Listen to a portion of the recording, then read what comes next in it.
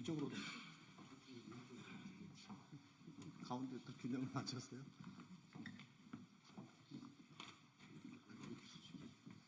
기자회견문은 누가 읽으실 건가요?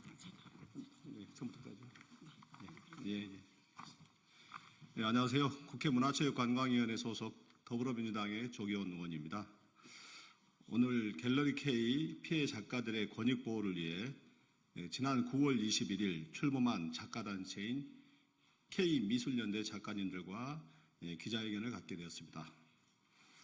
미술품을 구매하면 이를 병원이나 기업 등에 빌려주고 대여 수수료를 받아 연 7 내지 9%의 수익을 보장한다며 투자자를 모집했던 갤러리 K 대표가 사기 및 유사 수신 혐의로 피소되기 직전에 해외로 도피하였습니다.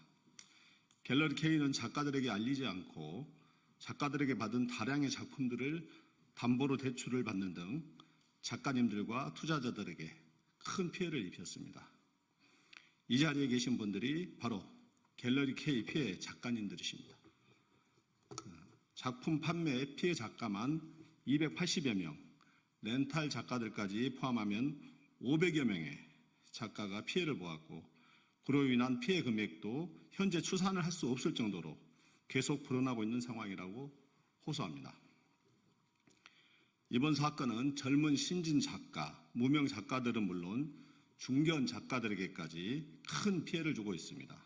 경찰에서 수사가 진행 중인 상황이지만 갤러리 K 대표가 해외에 도피한 상황으로 작가님들의 정신적, 경제적 피해가 날로 커지고 있어 함께 문제를 해결하고자 오늘 기자회견을 갖게 되었습니다.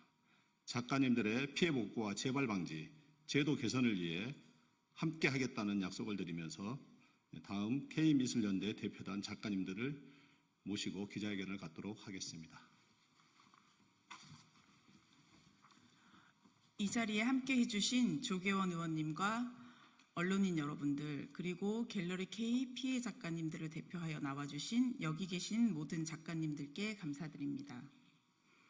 갤러리 K는 아트테크라는 이름으로 미술품 투자에 대중화를 내걸고 많은 투자자와 미술 작가들을 현혹하더니 투자금 회수와 작가료 지급을 나몰라라 하고는 대표는 해외로 도주하고 주요 임직원들은 모두 퇴사한 상태로 미술품 투자자와 미술 작가들에게 큰 피해를 주고 있습니다. 저희 갤러리 K 피해 미술 작가들은 갤러리 K 측의 희망 고문을 도저히 견딜 수 없어서 2024년 9월 21일 오후 2시 서울 참여연대 느티나무홀에서 130여 명 이상의 갤러리 K 피해 미술 작가들이 모여서 K미술연대 창립총회를 개최하였습니다. 이후 많은 작가들이 속속 K미술연대에 참여하였습니다. 최초 280여 명의 피해 작가로 알았지만 갤러리 K가 자체적으로 만든 렌탈협회의 작가님들이 또 다르게 250여 명이 존재한다는 사실을 뒤늦게 알게 되었고 모두 합하니 500여 명이 넘는 피해 작가들이 있었다는 사실을 알았습니다. K미술연대의 출범은 수많은 미술 작가들이 겪는 불공정한 거래와 권리 침해를 바로잡고 투명한 예술 시장을 만들며 갤러리 K 사태로 인해 실추된 작가의 명예를 회복하기 위한 중요한 발걸음입니다. 미술 시장에 대한 관심이 커지고 미술 시장이 성장하고 있지만 미술가의 권리 보호는 여전히 미흡합니다. 미술가들이 처한 열악한 환경을 이용하는 갤러리들이 존재하고 미술 시장이 커질수록 앞으로도 갤러리 K와 같은 갤러리는 이름을 바꿔가며 계속 등장할 것입니다.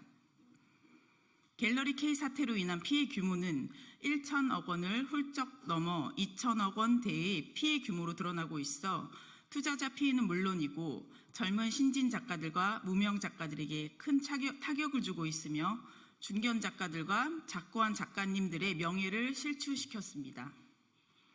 저희 작가들은 누구에게 이 문제를 호소해야 하는지 갈피를 잡지 못하고 있습니다. 헌법 제22조 제2항은 예술가의 권리는 법률로서 보호한다라고 명시하고 있습니다. 헌법에는 분명히 예술가의 권리를 보호한다고 되어 있지만 저희 미술 작가들에게 이렇게 큰 피해가 발생했는데도 어느 누구 하나 나서는 사람이나 기관 혹은 단체가 없습니다. 헌법에서 정한 예술가의 권리를 보호하는 법률은 아무것도 없습니다. 예술가를 보호하는 법적, 제도적 장치는 매우 열악합니다. 미술 작가에게 미술 작품의 판매 대가는 노동자의 임금과 같습니다. 미술 작가들은 미술 작품의 판매 대가로 받은 작가료로 작품 활동과 생계를 유지합니다. 그러면 왜 미지급 작가료에 대해서는 임금과 같은 강력한 보호 장치가 작동하지 않는 것인가요?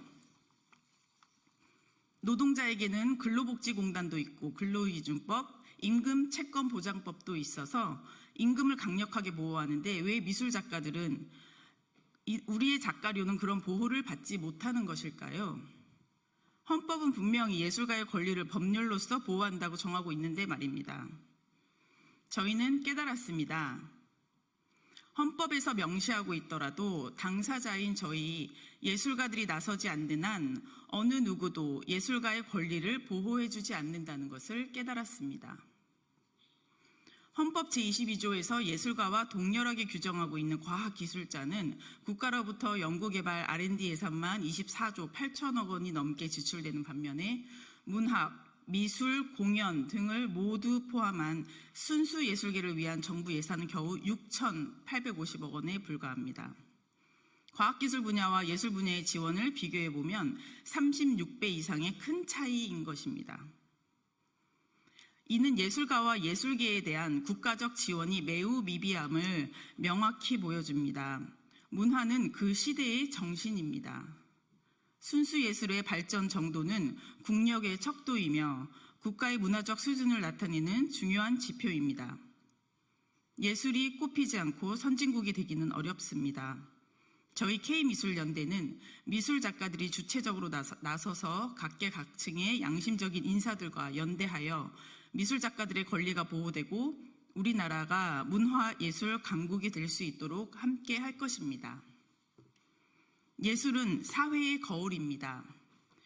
우리 예술가들이 상처받는 사회에서 더 나은 미래를 꿈꿀 수 없습니다. 예술은 서로 간의 차이를 극복하고 인류를 하나로 묶을 수 있는 힘입니다. 미술 작가들의 이러한 열악한 환경을 악용한 사례들이 재발하지 않기를 희망합니다. 이번 갤러리 K 사태를 계기로 국회와 정부는 저희 시각 예술가들에게 관심을 가지고 예술가들이 순수 창작에 몰두할 수 있도록 갤러리 K 사태의 피해 회복을 위한 적극적인 조치를 해주시고 법적, 제도적 환경을 만들어주시기를 간곡히 요청드립니다.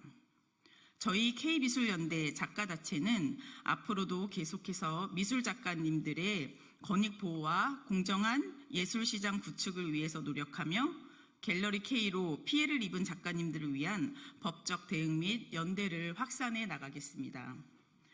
저희의 간절한 목소리를 들어주셔서 감사합니다. 예, 갤러리 K 사태에 대한 기자님들의 많은 관심을 좀 부탁드리고요. 보도 자료는 뒤에 비치되어 있습니다. 감사합니다.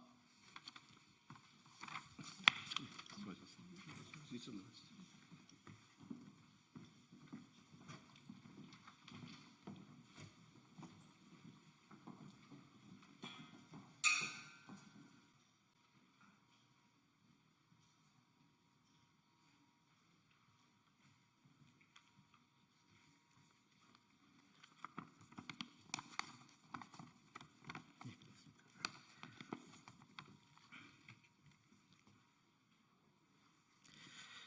조국혁신당 정책위원회 수석 부의장 차규건입니다.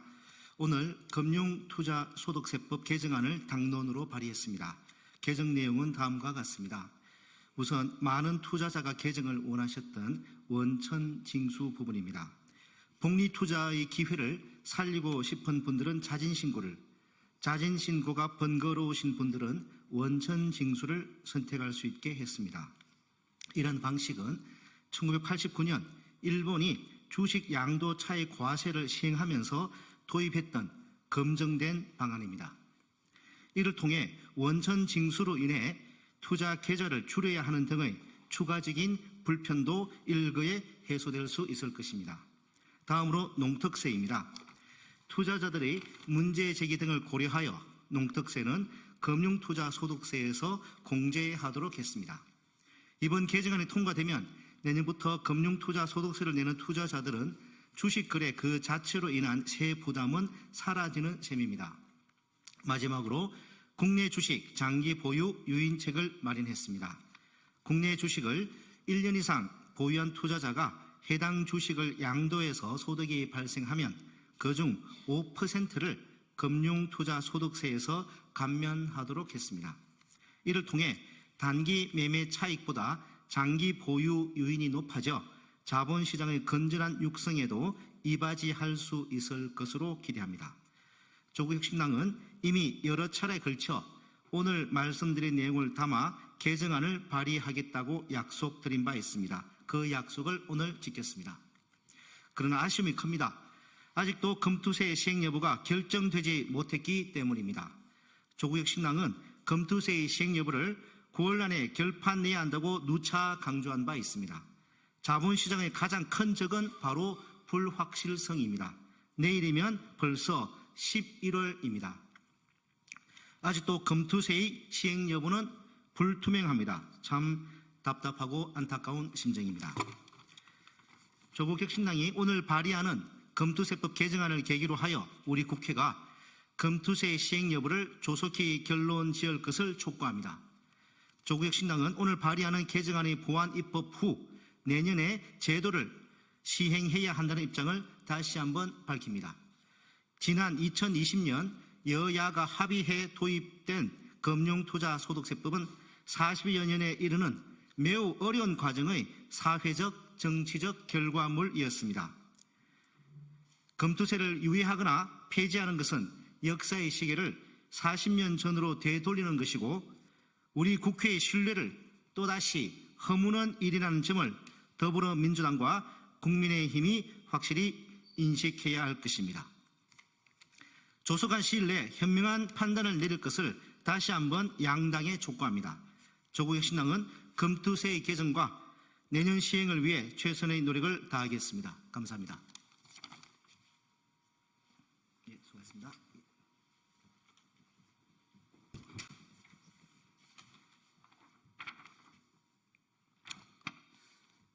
예, 반갑습니다. 진보당 원내대표를 맡고 있는 울산 북구의 윤종호 의원입니다. 오늘 국가재정법 개정안과 관련된 기자회견문을 낭독하도록 하겠습니다. 무분별한 감세와 경제정책 운용이 초래한 세익결손에 대응한다며 국회 심의 의결한 지출 계획을 멋대로 바꾸는 윤석열 정부의 국회 무시 행태가 도를 넘었습니다.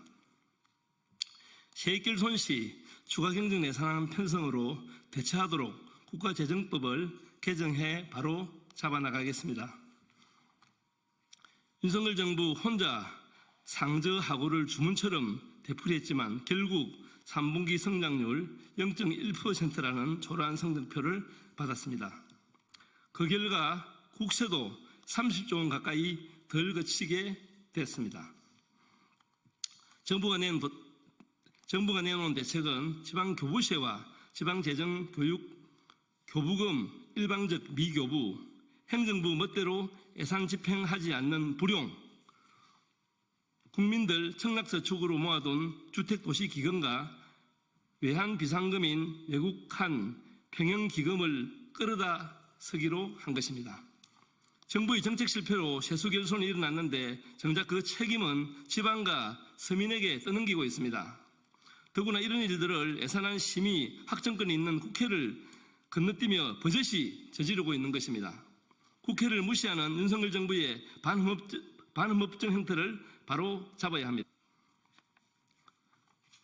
세익결손이 발생하면 행정부가 자의적으로 대응하는 대신 국회 심의 의결을 거치는 추가 경정 예산을 편성해 대응해야 하는 것이 마땅합니다. 하지만 윤석열 정부는 현행 국가재정법의 주경 편성 사유에 세익결손이 명시되어 있지 않다는 이유로 이를 거부하고 있습니다. 이런 억지 주장을 하지 못하도록 국가재정법의 주경 편성 사유에 세익결손을 명시해야 합니다. 윤석열 정부의 국회 무시 행태에 대해 지난 국회 예산결산특별위원회 결산심사에서도 많은 비판이 있었습니다. 하지만 윤석열 정부는 여전히 추경 편성을 거부하면서 지방과 서민 예산을 줄이고 행정부 독주를 고집하고 있습니다. 국가재정법 개정에 윤석열 정부의 국회 무시, 헌법 무시 행태를 바로잡고 재정 민주주의를 실현하겠습니다. 예, 감사합니다. 네, 수고하셨습니다.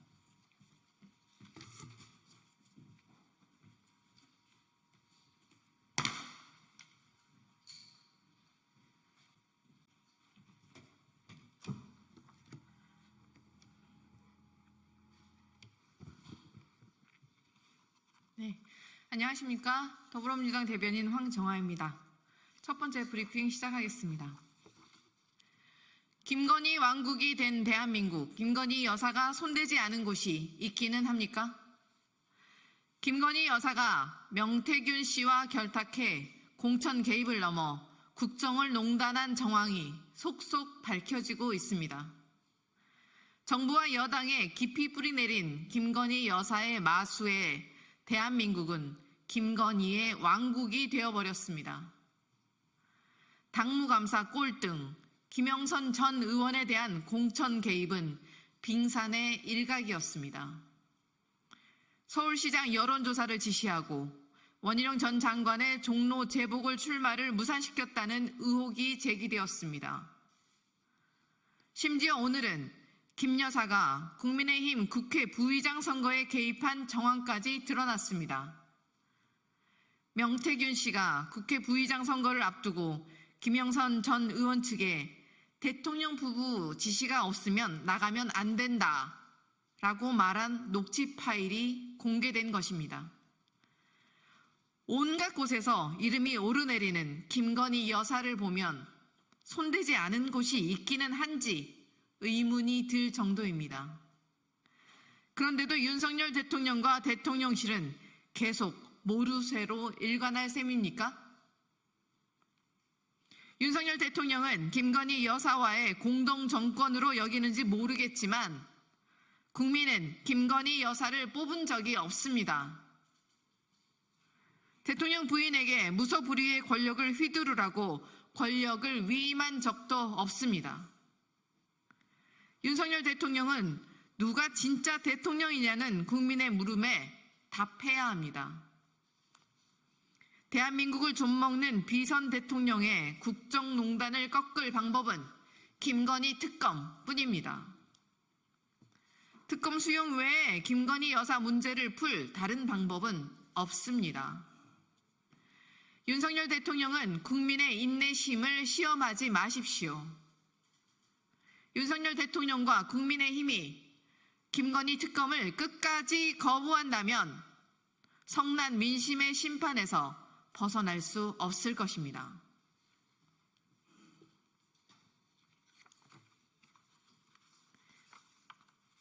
두 번째 브리핑 시작하겠습니다. 아무리 개혁을 외쳐도 김건희 여사의 국정농단 게이트를 지워낼 수는 없습니다. 윤석열 대통령이 국무회의를 통해 의료, 연금, 노동, 교육의 4대 개혁 추진이 곧 민생이라며 모든 힘을 쏟아야 한다고 강조했습니다. 대통령은 여전히 현실을 직시하지 못한 모양입니다. 대통령 부인의 국정농단 게이트로 국정 동력을 상실한 정부가 무슨 개혁을 추진한단 말입니까? 윤 대통령의 개혁은 이제 대한민국을 위한 개혁이 아니라 대통령 부부의 치부와 의혹들을 덮기 위한 기만으로 보일 뿐입니다. 민의를 외면한 불통 대통령의 개혁 구호는 공허합니다. 개혁의 방향 역시 오직 대통령의 오만과 아집만 보일 뿐 국민과 민생도 없습니다. 더욱이 국민의 뜻을 대변하는 국회를 적대하면서 어떻게 국정 동력을 되살리겠다는 것인지 이해되지 않습니다. 민의를 등진 일방적 정책 추진은 허상에 불과합니다. 국정농단 게이트로 이미 붕괴된 국정 동력을 개혁이라는 허울로 포장해 되살리려고 해도 이제 대통령의 말에 귀 기울일 국민은 없습니다. 윤석열 대통령이 지금 결단해야 할 것은 김건희 여사 국정농단에 대한 결자 해지와 국정기조의 전면 전환입니다. 특검을 피할 길은 없습니다. 김건희 여사 특검을 수용하는 것이 그나마 남은 국정 동력을 보전하는 일임을 엄중히 경고합니다.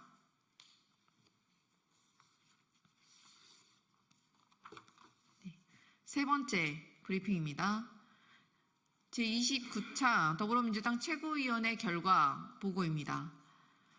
오늘 최고위원회 회의에서는 이태원 참사 특별위원회와 명태균 게이트 진상조사단을 당내 비상설 특별위원회로 설치했습니다.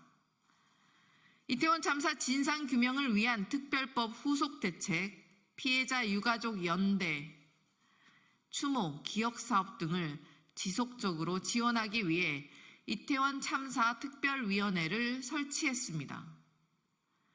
위원장으로는 남인순 위원을, 부위원장으로는 김교흥, 박주민, 이해식 의원을 임명했습니다. 이태원 참사 특별위원회를 통해 2년 전 참사의 아픔을 기억함과 동시에 진상규명과 책임자 처벌에 끝까지 함께하겠습니다. 또한 여론 조작과 국정 개입 등 명태균 관련 의혹이 날로 확산됨에 따라 당 차원의 진상조사를 위해 명태균 게이트 진상조사단을 설치하고 위원장으로는 서영교 의원을 임명했습니다. 당 차원의 진상조사를 통해 일파만파 커지는 국정농단 의혹을 사차치 규명하고 윤석열 대통령 부부가 훼손한 민주주의를 바로 세우겠습니다. 더불어민주당은 그 밖에도 국민의 아픔에 함께하고 국민의 의혹을 풀기 위해 더욱 힘쓰겠습니다. 네, 이상입니다.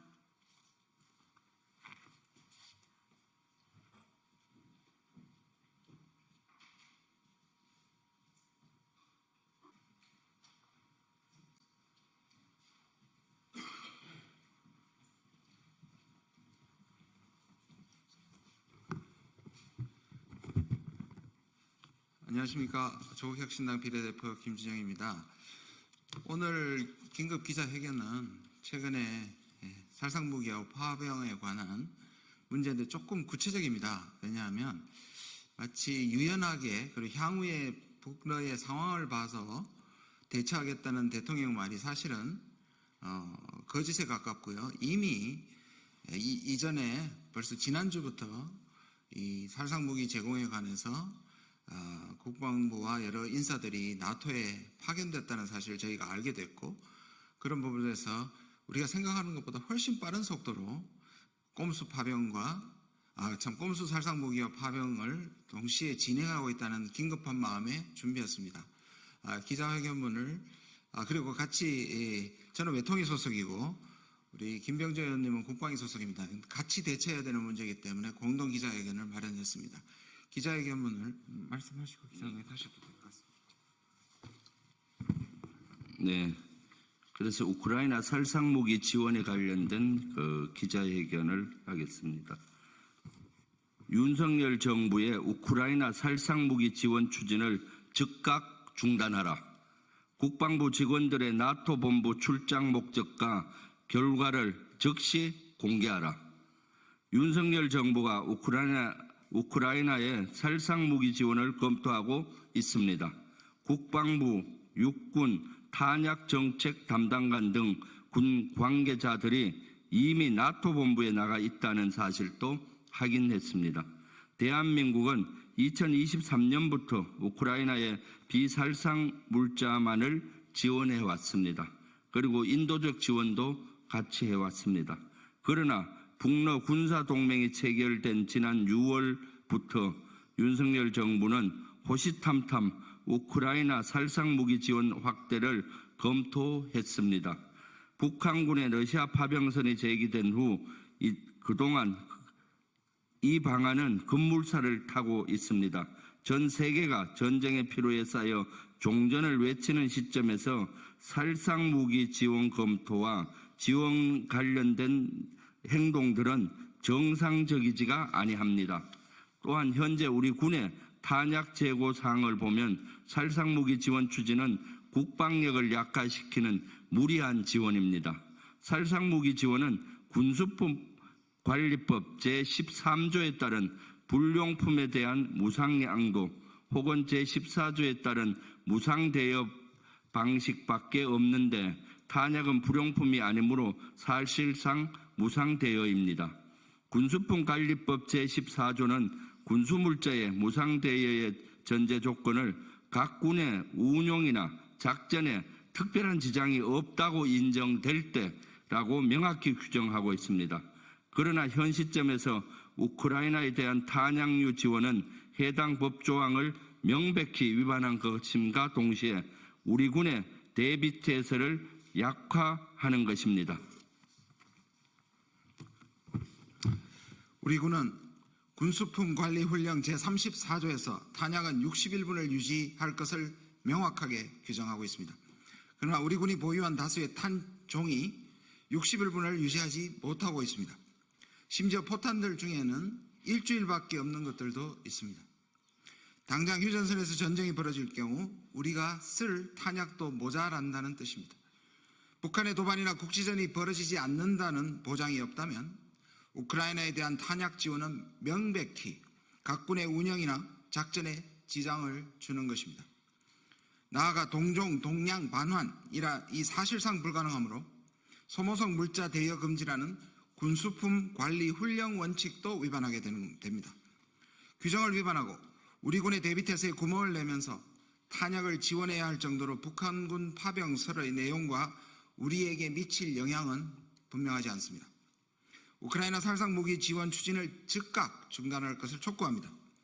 또한 지난주 윤석열 우크라이나 살상무기 지원 확대 검토 발표 당시 이미 국정원과 함께 나토 본부로 출장을 떠나 있던 국방부 직원들의 공무상 출장 목적과 결과를 명백하게 밝히고 특히 출장 명단에 어떠한 이유로 육군 탄약 정책 담당관이 포함되었는지와 함께 출장의 명령권자 그리고 출장 계획 시점 등의 내용도 소상히 밝힐 것을 촉구합니다. 2024년 10월 30일 더불어민주당 국회의원 김병주, 조국혁신당 국회의원 김준영.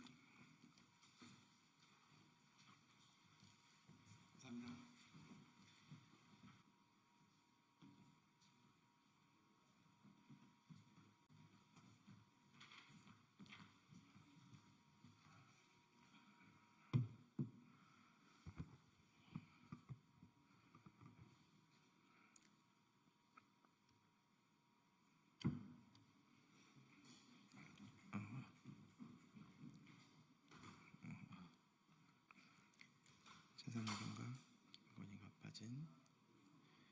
한동훈 국민의힘 대표가 자변을 가졌습니다.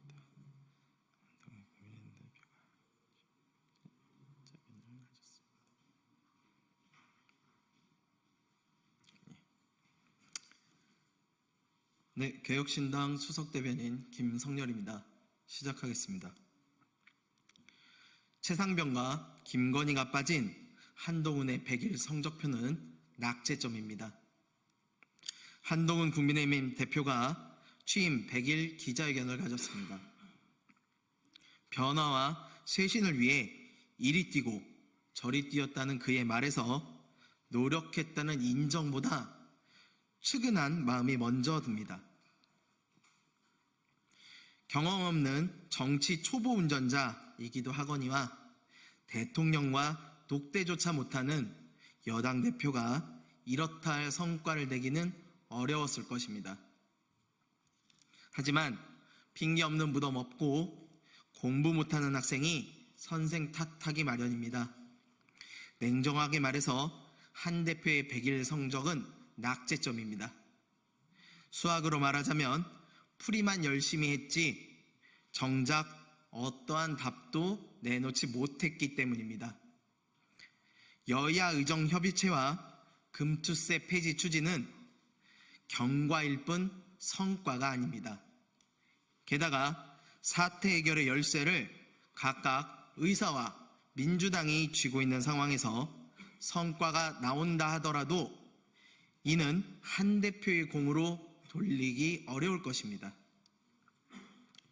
오히려 한 대표는 겨우 100일 만에 자신의 정치적 자산을 많이 잃었습니다.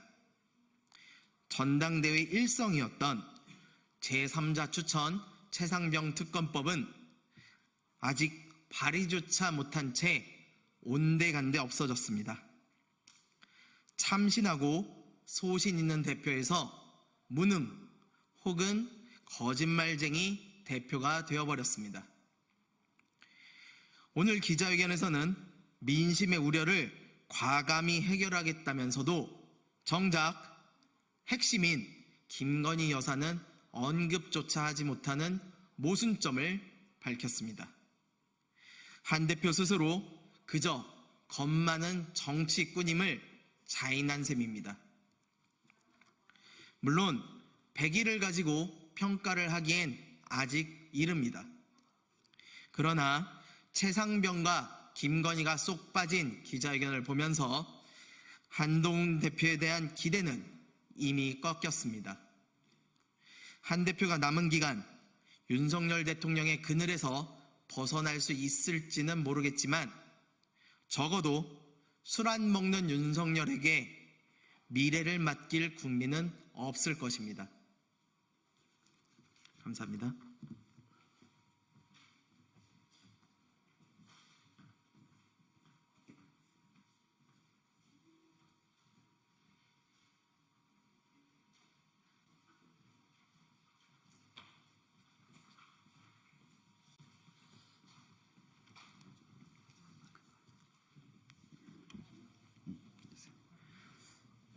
예, 안녕하십니까.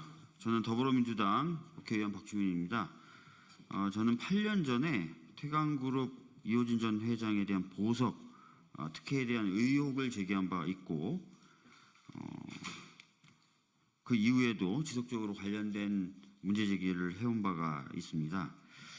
최근에는 이제 이호진 전 회장이 작년에 윤석열 정부의 경제 살리기다라는 그런 이유로 한 대규모 특별사면을 통해서 복권이 됐는데 그 이후에 2개월도 채 지나지 않아서 횡령 등의 혐의로 또 수사를 받은 바가 있어서 논란이 됐었는데요. 이 특별사면 과정에 혹시나 또 인호공 당시 법무부 차관의 남편이 또 태광그룹의 임원으로 재직 중이었기 때문에 이해 충돌의 문제가 없느냐라는 문제 제기도 있었던 바가 있습니다. 이런 불공정 문제를 좀 시정을 해야 법과 원칙에 대한 국민의 신뢰는 유지될 수 있을 것이라고 생각합니다. 오늘 여러 시민사회 노동단체들이 경제 정의와 공정한 법치 확보를 촉구하는 기자회견을 위해서 모였습니다. 부디 검찰과 법원 또는 정부는 이런 시민사회 목소리를 좀 듣고 성실히 응답하기를 바랍니다. 저는 기자회견을 소개하고요. 이후에 기자회견은 주최 측에서 좀 준비된 대로 진행을 하시도록 하겠습니다. 예. 네, 더불어민주당 박주민 의원의 그 말씀이었습니다. 태광그룹 이호진 전 회장의 횡령 및 배임 혐의로 고발한 사건이 2년이 넘도록 고발인조차 조사되지 않고 있는 검찰의 직무유기와 태광그룹을 비호하고 있는 검찰 규탄 및 그 엄정한 수사를 촉구하는 기자회견을 시작하도록 하겠습니다. 첫 번째 발언으로 박주민 의원이 그 기자회견의 전반적인 것과 내용을 얘기해 주셨고, 두 번째로 이영철 태광그룹 바로잡기 공투본 대표님의 말씀을 들어보도록 하겠습니다. 예, 안녕하세요. 이호진 회장 사태가 발생한 지 2010년 말 이어서 지금 10년이 넘어가는 것 같습니다. 그 당시 이호진 회장 일가의 횡령 및 배임 사건이 태광그룹 회장 시절이었던 이 사건인데 구속 집행정지 연장 그리고 보석 등으로 한 8년 가까이 법망을 피해가기 위해 수많은 노펌을 동원하고 정관계를 로비하고 또 호의호식하며 살아왔던 재벌의 초합한 삶이었던 것 같습니다. 유전무죄, 무전유죄라고 할 수 있겠습니다. 이러한 재벌회장은 범죄를 저지르고 떵떵거리고 살아가는데 노동자들을 극히 혐오한 나머지 흥국생명에서 미래에 닥쳐오지 않는 위험이라는 이유로 미래 경영 이유로라는 정리해고, 징계해고가 그 해고자가 생겼는데 지금 현재 2년 넘게 20명이 투쟁하고 있습니다. 또한 태광그룹에 의해서 수십 개 넘는 하청사 업체들이 강주 터치되어서 힘겹게 살아가기는 현실이기도 합니다. 올해 하청업체 대표가 5월 달에 삶이 너무 버겁고 힘들어서 자신의 목숨을 버리기도 했습니다. 이호진 회장의 탐욕으로 인해서 수없이 많은 피해자들이 있다는 것을 기억하고 있는지 묻고 싶습니다. 범죄를 저지른 자가 감옥은 가지 않으면서 여전히 자숙하고 반성은커녕 최근까지 횡령 및 배임 행위는 지속적으로 자행하였고 김치 와인으로 대표되는 일감 몰아주기, 또 수없이 많은 노동자들을 구조조정하였고 하청업체들을 퇴출시켰습니다. 이 가운데 김기우 사장이라는 경영협의회 의장을 동원해서 이러한 모든 일을 지시하였고 뒤에서 경영에 관여하였습니다. 경영에 관여하지 않았다면서 사익 편취는 극대화시켰습니다. 검찰이 비롯한 정관계 커넥션을 잇듯이 검찰은 이호진 회장 일가의 일감 몰아주기, 사익 편취 사건에 대해서 무혐의로 기소조차도 하지 않았습니다. 그러나 대법원은 이 모든 사익 편취는 대주주인 이호진 전 회장이 지시에 의한 것이라고 검찰의 무혐의 판단을 유죄로 보고 고법으로 파기환송시켰는데 아직까지 1년이 넘도록 검찰은 판단하지 않고 있습니다. 2021년에 이와 관련해서 9월 대검찰청에 일감 몰아주기 재수사 진정을 하였고 또 저희들이 2022년 6월에 티보로드 지분 매각 과정 관련해서 이호진 회장의 횡령 및 배임 혐의로 서울중앙지검에 고발하고 또 2023년도에 2023년 4월에 정계열사를 동원한 특가법 법률 위반, 이호진 회장 전 회장의 그 사익을 정계열사 차원에서 배임 행위가 있었는데 지금 2년이 넘도록 검찰은 고발인 조사조차 하지 않고 있습니다. 수없이 많이 있습니다. 정관계 고관대작 4,400명 골프 접대, MB 스트레스 반영이 되어 있었죠. 또한 작년 국감 때 8.15 특사와 관련해서 우리 오늘 이 자리에 참석한 우리 박주민 의원님께서 11월 7일 날 대통령실 국정감사에서 그 인후공 법무부 창현 남편과 관련된 태광그룹 핵심 임원으로 근무하였거든요. 그런데 사면 심사위원회 심사를 해뺐다는 혐의 거짓임을 지적했습니다. 그 심사 참여 사실과 연루 의혹을 제기하였습니다. 정관계 로비 작업이 아닌가요? 작년 8.15 특사 때 윤석열 정부가 경제 살리기 일환으로 특별 사면한 이호진 전 회장은 지금 무슨 일을 하고 있습니까? 오직 자신의 이득을 취하고 배만 불리고 있는 것입니다. 최근에는 구속 집행을 면하기 위해서 10년 가까운 시제로도 횡령 및 배임 불법 행위를 저지르고 이호진 전 회장의 사익 편취를 극대화에 의한 공생관계를 유지했던 이호진 전 회장의 대리인격이었던 김기우 전 태광그룹 경영협의회 의장과 서로 검찰과 경찰에 고발하는 진흙탕 싸움을 하고 있습니다. 경제 살리기가 아니라 국민 눈살 찌푸리기를 자행하고 있습니다. 윤석열 정권의 특별 사면 재벌 특혜 이후 심사에 빗발치고 있는 이호진 전 회장에 대한 추문과 제보는 사면 복권 이후 더욱 심각합니다. 경제 살리기라는 명분으로 민심의 분노에도 강행한 윤석열 정권의 특별 사면의 이 전 회장은 최근에 아들딸 명의의 100억에 넘는 청담동 빌라에서 호화사치 사생활로 응답하고 있을 뿐입니다. 우리 시민사회와 노동계는 태광그룹의 엄정수사와 이호진 전 회장의 구속수사에 의하여 서명운동과 불명운동, 이호진 방지법 추진 등 세계의 가장 심각한 비리재벌 태광그룹에 대한 경제정의 회복 운동을 전개하고자 합니다. 윤석열 정부의 친재벌, 친태광 기조를 강력히 규탄하며 검찰은 제발 정신 차리고 철저하고 엄정한 구속 수사를 촉구합니다. 이상입니다.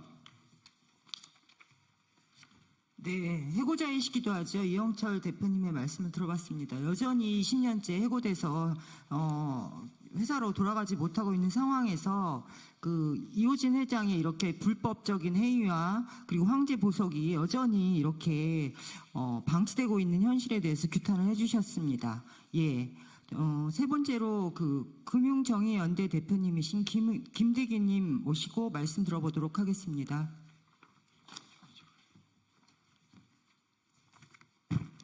예, 안녕하세요. 시민사회와 노동계를 대표해서 발언을 하게 된 금융정의연대 김대기라고 합니다.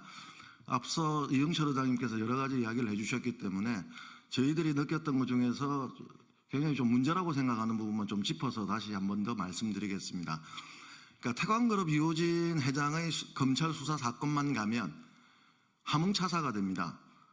수사가 이루어지지 않고 고발인 조사도 이루어지지 않고 1년이 넘든 2년이 넘든 사건이 방치되고 있는데 소위 말해서 이호진 회장과 김규우 전 의장의 진흙탕 싸움에서는 고발이 이루어지자마자 압수수색이 이루어지고 지금 어쨌든 결론은 양측 다 불구속 기소로 수사는 진행되고 있는 상황입니다. 그럼에도 불구하고 공정거래위원회가 김씨 와인으로 기소했던 내용이 검찰은 직접적인 증거가 없다고 해서 기소를 하지 않았지만 법원에서는 오히려 부족한 자료를 가지고도 이 정도 자료면 직접적인 지시가 있는 걸로 본다라고 하면서 수사 지시를 파기환송을 하였습니다. 이에 검찰이 다시 수사를 이루어졌는지 안 이루어졌는지에 대해서는 함흥차사입니다. 지금까지 이루어지지 않고 있고요. 그리고 앞서 말했던 것처럼 태광그룹 티보로드 매각가족에서의 업무상 배임, 그다음에 골프장 관련해서 그룹을 동원했던 일감 몰아주기 등의 고발도 2년 꽤 넘게 지금 고발인조차 이루어지지 않는 게 현실입니다. 그럼에도 불구하고 태광그룹 이호진 회장은 작년에 법무부를 통해서 사면 복권을 받았습니다. 물론 재벌들 일괄들 사면이었지만 검찰의 수사가 이루어지는데도 불구하고 사면이 이루어진 것에 대해서는 저희는 어떻든 또 다른 보이지 않는 손이 있지 않느냐 묻고 싶지 않을 수 없습니다.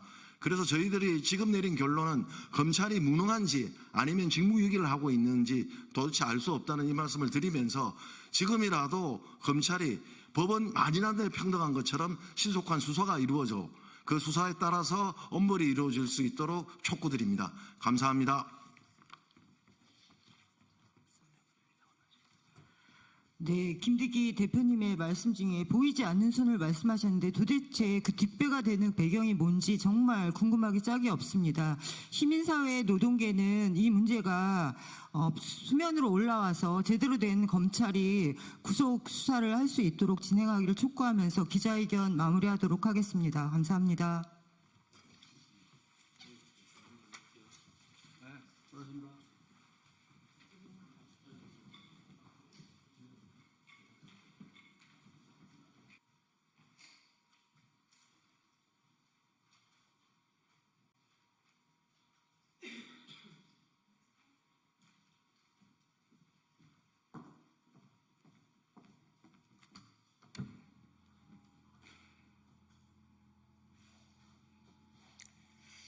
안녕하십니까. 국민의힘 대변인 김연주입니다.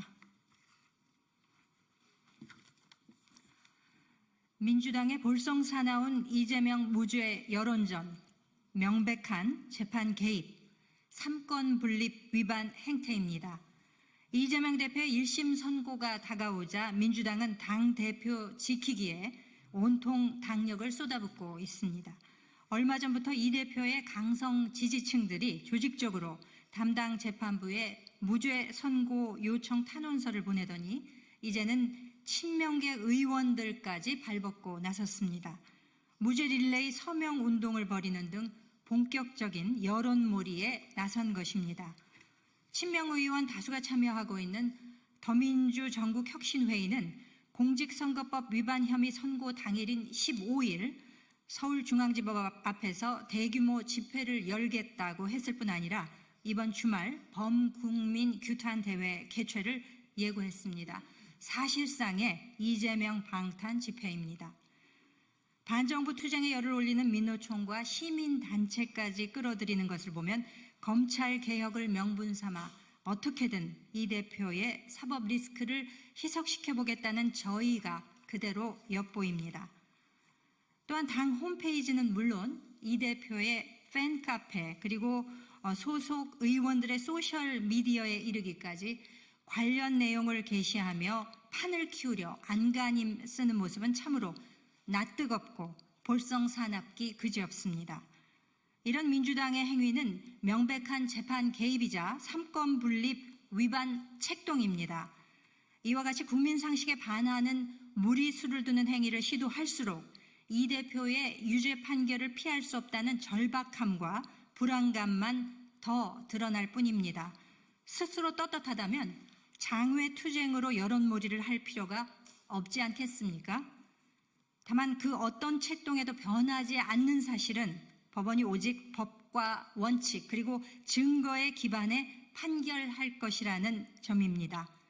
정치검찰 프레임을 씌워가며 재판부를 겁박하고 피해자 코스프레를 해봤자 재판 결과는 결코 뒤바뀌지 않습니다. 지금 민주당과 이 대표가 할 일은 선동과 법치 파괴 행위를 즉각 중단하고 차분히 법원의 판단을 기다리는 일이라는 점을 명심하기 바랍니다. 이상입니다.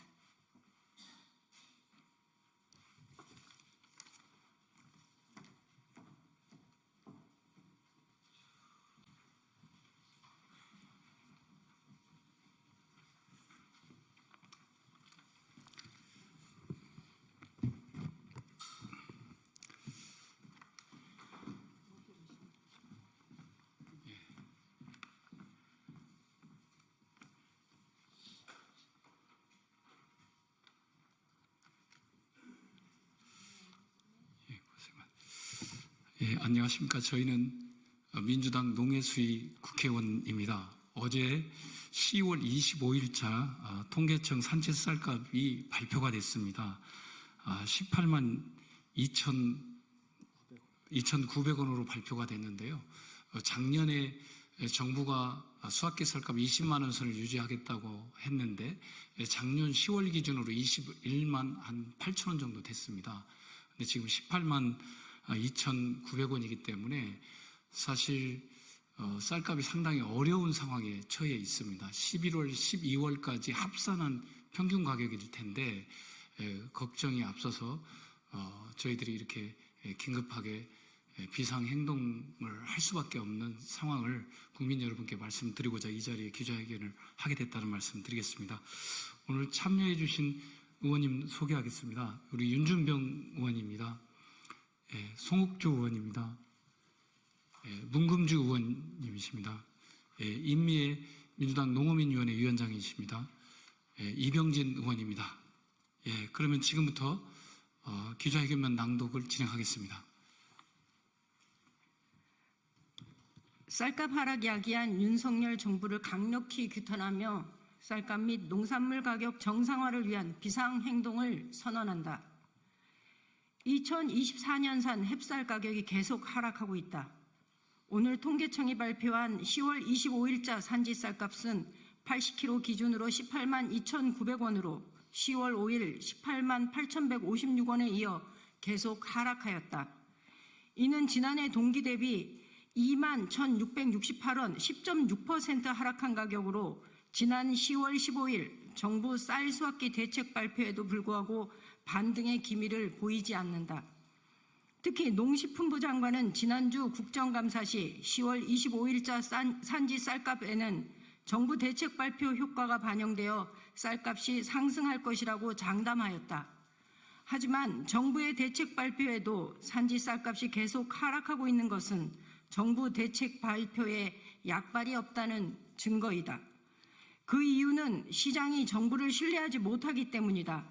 지난해 양국관리법 대통령 거부권 행사 당시 정부는 23년산 쌀값 20만 원 유지 약속을 해놓고도 지키지 않았다. 이에 따른 시장의 불신이 팽배한 것이다. 정부의 20만 원 유지 약속만 믿었다. 그런데 쌀을 매입한 농협과 민간 유통상인들이 23년산 쌀값 하락, 지난해 11월 15일부터 20만 원 이하로 하락했다. 쌀값 하락으로 막대한 손해를 보자 정부의 수확기 대책 발표에도 불구하고 24년산 쌀값에 대해 회의적이거나 관망적 자세를 보이고 있기 때문이다. 이제 2024년 수학기 쌀값 20만 원 선 회복은 정부의 무능으로 사실상 어려워졌다. 수학기가 10월부터 12월까지인 점을 고려할 때 이미 10월 한 달 평균 가격이 18만 5,301원에 불과하다. 남은 두 달 동안 21만 원 이상으로 상승하지 않는 한 평균 20만 원 선 달성은 불가능하다. 이에 우리는 쌀값 하락을 야기한 농정 당국을 강력히 규탄하며 쌀값 및 농산물 가격 정상화를 위한 비상행동에 나섬을 선언한다. 그동안 우리는 23년산 쌀에 대한 정부의 늑장 대처, 찔끔 대책, 꼼수 대책으로 쌀값 정상화가 어렵다는 점을 지적해왔다. 하지만 정부는 제대로 귀담아 듣지 않은 채 거부로 일관해 왔다. 결국 식량 안보의 핵심 품목인 쌀값 하락을 막지 못하는 농정 당국의 무능함이 드러났기 때문이다. 이에 우리는 정부 여당에 다음과 같이 요구한다. 이를 수용하지 않을 경우 25년 정부 예산안 심사 보이콧, 법안 심사 연계 등 모든 수단과 방법을 동원하여 행동에 나설 것이다. 첫째, 농식품부 장관은 쌀값 하락을 막지 못한 정책 실패에 책임지고 사퇴하라. 둘째, 쌀값 하락을 막지 못한 집권 여당 국민의힘은 각성하고 양곡관리법 및 농수산물 유통 및 가격 안정법 개정에 협조하라. 셋째, 24년산 쌀은 최소한 20만 원 이상 연중 유지하겠다는 명확한 가격 목표를 제시하고 추가 시장 격리 등 신속히 추가 대책을 마련하라. 넷째, 정부는 쌀값 안정 책임을 농협에 떠넘기지 말고 정부 정책 이행 과정에서 발생한 농협의 손실에 대해 책임져라. 우리는 민생은 아랑곳하지 않고 권력 다툼에 빠져 있는 윤석열 정부와 국민의힘을 규탄한다. 더 늦기 전에 분노한 농심을 어루만질 수 있는 특단의 대책 수립을 촉구한다. 그렇지 않을 경우 예산 및 입법 심사 시 정부에 협조할 수 없음을 강력히 경고한다. 또다시 농심을 외면한다면 농민의 거센 저항에 직면할 수 있음을 정부 여당은 결코 잊지 말아야 할 것이다. 2024년 10월 30일 국회 농림축산식품해양수산위원회 소속 더불어민주당 위원 1동.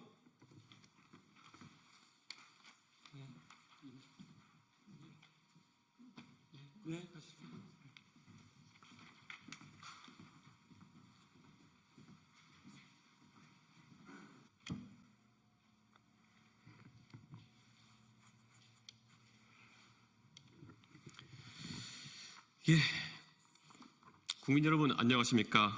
경기도 화성시을 동탄 이신도시 국회의원 이준석입니다. 저는 민간 임대주택 임차인의 권익 보호를 강화하기 위한 민간 임대주택에 관한 특별법 일부 개정 법률안을 발의하고자 합니다. 이번 개정안은 임대사업자가 임대기간 종료 후 주택 양도를 조건으로 매매 예약금을 요구하거나 수수하는 행위를 금지하는 내용을 담고 있습니다. 이는 민간 임대주택 제도의 본래 취지인 장기 임대 확보와 임차인의 주거 안정을 되살리기 위한 조치입니다. 최근 민간 임대주택 임대계약이 종료된 후 주택 양도를 조건으로 임차인에게 매매 예약금을 요구하는 사례가 늘어나고 있습니다.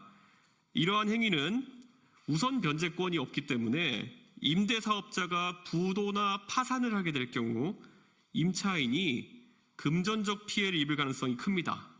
일부 임대사업자는 이를 이용해 임차인에게 불리한 계약 조건을 제시하며 임차인을 불안하게 하고 불공정한 이득을 추구하는 상황이 반복되고 있습니다.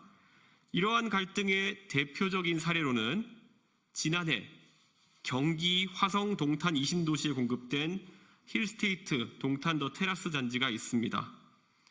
이 단지는 전용 면적 138에서 148제곱미터 면적의 주택을 7억에서 8억 원 정도의 보증금에 임대하는 대신 10년 뒤에 분양받기 위해서 추가로 6억 원에서 7억 원에 가까운 매매 예약금을 지불하도록 요구해 계약자들의 불만을 초래한 사례입니다.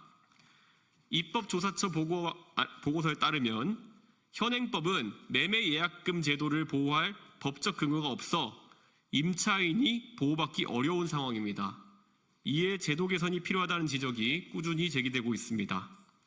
제가 발의한 개정안의 주요 내용은 임대사업자가 임차인에게 매매 예약금을 요구하거나 수수하는 행위를 법적으로 금지하고 이를 위반할 경우 과태료를 부과하는 것입니다. 매매 예약금은 임차인에게 부당한 금전적 피해를 유발하는 불합리한 구조로 민간 임대주택 제도의 본래 목적을 훼손하고 있습니다. 개정안을 통해 임대사업자와 임차인 간 공정한 거래 질서를 확립하고 국민의 주거 안정을 도모할 것입니다. 존경하는 국민 여러분, 민간 임대주택 제도는 장기적으로 안정적인 임대를 제공해 국민의 주거 불안을 해소하기 위한 제도입니다. 그러나 매매 예약금 요구와 같은 불합리한 관행이 이를 훼손하고 있으며 특히 임차인들에게 불공정한 부담을 지우고 있습니다. 개정안은 이런 불공정을 바로잡고 임차인의 권리를 보호하기 위한 중요한 한걸음입니다. 선배 동료 의원 여러분, 이번 개정안을 통해 임차인이 더욱 안정적으로 생활할 수 있는 주거 환경을 만들기 위해 같이 힘써 주실 것을 부탁드립니다. 임차인 보호와 공정한 거래 질서 확립을 목표로 한 본 개정안이 조속히 통과되어 국민의 주거 안정에 기여할 수 있기를 바랍니다.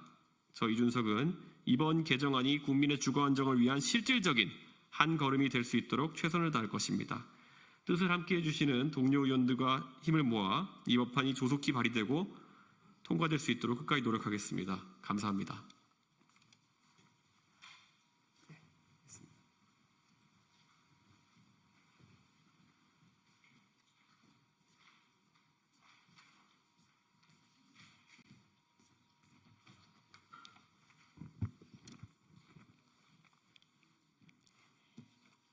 네, 진보당 브리핑 시작하겠습니다. 네, 부대변인 이미선입니다. 노동약자 주기는 고용노동부의 타임오프 기획감독을 강력하게 규탄합니다. 고용노동부가 노동조합 전임자의 노조활동을 근로시간으로 인정하는 타임오프제 위반에 대한 근로감독을 실시한다고 29일 밝혔습니다. 합리적 노사관계, 건전한 노사관계 운운하며 타임오프 제도를 건드리겠다는 고용노동부의 행태는 뜬금도 없을 뿐더러 이치에 맞지도 않습니다. 타임오프 제도는 노사가 자율로 정하는 것으로 국제노동기구는 협약을 통해 정부가 노사관계에 개입하지 못하도록 했고 우리나라도 2021년 2월에 해당 협약을 비준한 바 있습니다. 국회 입법조사처에서도 지난 8월 19일 정부의 과도한 타임오프제 시정 지시는 노조법 본래 취지에 역행하는 행태로 여겨질 수 있다며 노사 자율성 침해를 우려하기도 했습니다. 모든 반대를 무릅쓰고 취임해 노동약자를 보호하겠다 당당히 선언한 김문수 고용노동부 장관 아니었습니까? 노동자들의 노동조합할 권리조차 침해하면서 어떤 노동약자를 어떻게 보호하겠다는 겁니까? 이러니 고용노동부가 지금 이렇게 과도한 개입을 하려는 저희를 의심할 수밖에 없습니다. 아울러 여사님 지키기로 법치국가의 기강을 무너뜨리고 있는 윤석열 정부에서 노사관계 법치를 운운하니 참 어이가 없고 기가 막힐 노릇입니다. 노조할 권리는 힘없는 노동자들에게 든든한 울타리이고 무기입니다. 그 울타리를 탈탈 털어 보겠다는 김문수 고용노동부 장관은 결국 노동조합을 무력화시켜서 윤석열 정부의 탄핵 동력을 약하게 만들겠다는 심산입니다. 엄하게 노사관계 법치 운운하며 노동 약자들의 노조할 권리마저 짓밟지 마시고 윤석열 정권이 김건희 여사 국정농단, 명태균 게이트로 무너지고 있는 법치나 살뜰히 살피십시오. 이상 브리핑 마치겠습니다. 고맙습니다.